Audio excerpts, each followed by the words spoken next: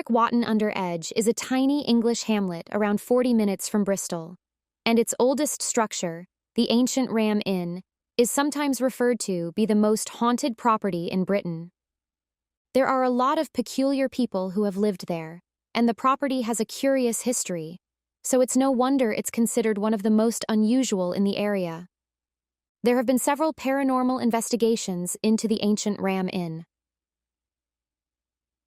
The 2008 season of Most Haunted was an in-depth investigation that used the use of surveillance cameras to record unexplained sounds and movements.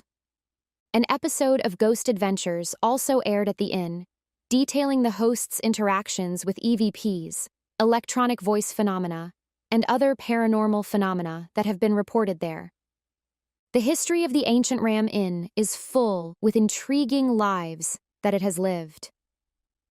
Located on the ley lines, which lead straight to the enigmatic and ancient Stonehenge, the inn has been welcoming guests since 1145.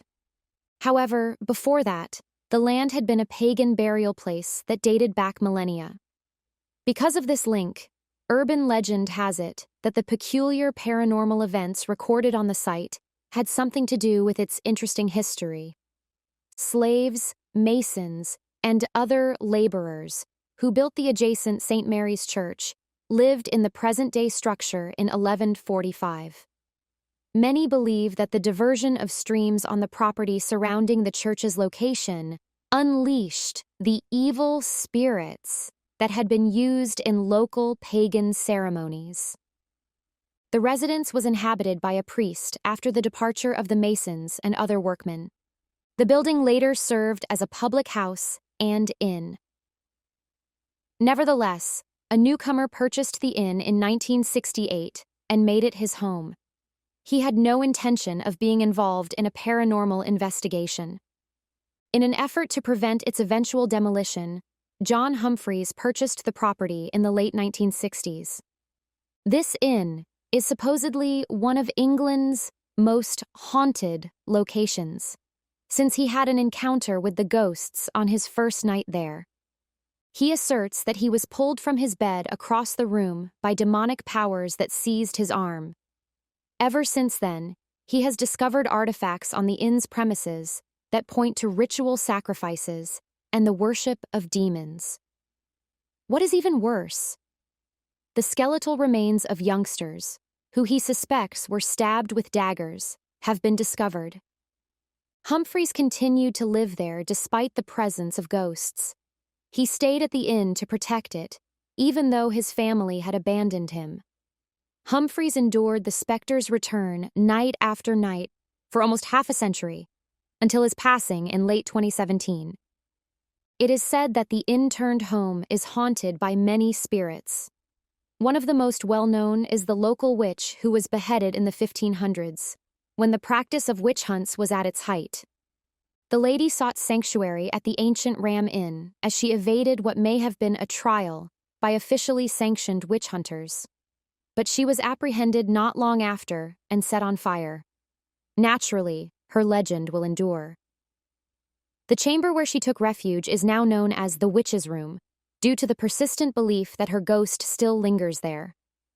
Some of the dark and terrifying tales told about the millennia-old inn include the hanging of the daughter of the prior innkeeper in the attic, exorcisms, and the ghosts of children who were ritually killed.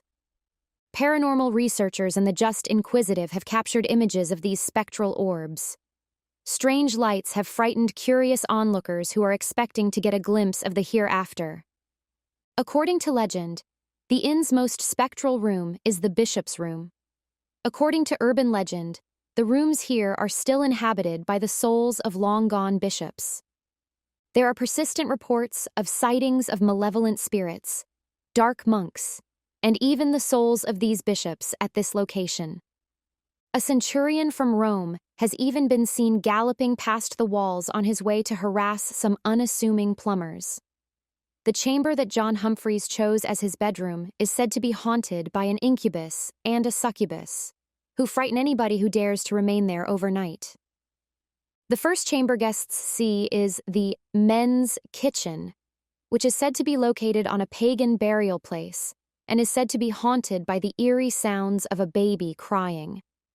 Even the attic has its share of ghosts.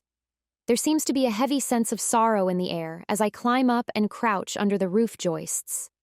Supposedly, in the early 1500s, a daughter of the previous owner was hanged in this same attic, and the sounds emanating from the area are those of her murder.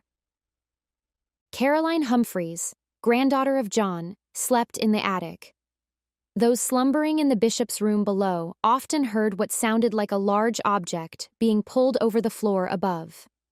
A 7-foot-tall black ghostly figure, hostile toward males but partial to a certain kind of woman, haunts the 18th-century barn. As if to defend or safeguard something inside, this foreboding figure materializes at the doorway of the barn,